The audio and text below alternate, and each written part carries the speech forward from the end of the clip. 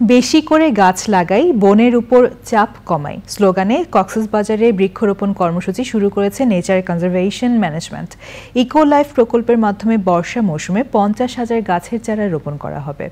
হারিয়ে যাওয়া দেশি প্রজাতির বৃক্ষ ফিরিয়ে আনতেই সংগঠনটির এই উদ্যোগ। সারোয়ার আজম মানিকের রিপোর্ট। জলবায়ু পরিবর্তনের কারণে সবচেয়ে ঝুঁকিতে দেশের উপকূলীয় অঞ্চল। এরই ধারাবাহিকতায় প্রাকৃতিক দুর্যোগ মোকাবেলায় কক্সবাজার দক্ষিণ বন বিভাগ ও হিমছড়ি সিএমসির আয়োজনে ইউএসআইডি ও ন্যাকমের সহযোগিতায় বৃক্ষরোপণ কর্মসূচি। শহরের বাইতুসরফ জব্বারি একাডেমি স্কুল অ্যান্ড কলেজে বৃক্ষরোপণ ও শিক্ষার্থীদের মাঝে গাছের চারা দেওয়া হয়। আমরা খেলার মাঠ করেছি বা গাছ নষ্ট করে নেই, আমরা বিল্ডিং করেছি মাঠ নষ্ট করি নাই, আমরা গ্যালারি তৈরি করেছি কিন্তু গাছ নষ্ট করে নেই। আমাদের গ্যালারিও আছে, মাঠও আছে, বিল্ডিংও আছে, বা সব দিকে কিন্তু গাছ আছে।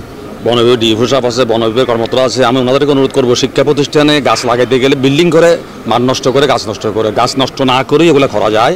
তা গাছ যদি আমরা নষ্ট করে ফেলি, বন উজাড় করে ফেলি, তাহলে তো পরিবেশ টিকবে না। পরিবেশ না টিকলে তো মানুষ বাঁচতে পারবে না। বৃক্ষ আমাদের জীবন, বৃক্ষ আমাদের সব কিছু, এবং এটাকে শুধু রোপণ নয়, পরিপূর্ণ না হওয়া পর্যন্ত এটার প্রতি আমাদের গভীর মনোযোগ থাকতে হবে।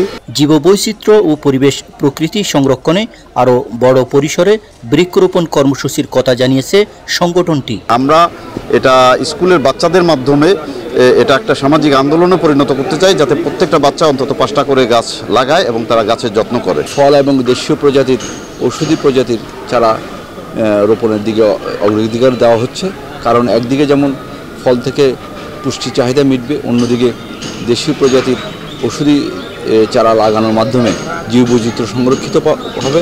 জলবায়ু পরিবর্তন মোকাবেলায় দেশে সবুজ বেষ্টনী গড়ে তুলতে সবাইকে এগিয়ে আসার আহ্বান পরিবেশবিদদের। সারোয়ার আজম মানিক, চ্যানেল আই, কক্সবাজার।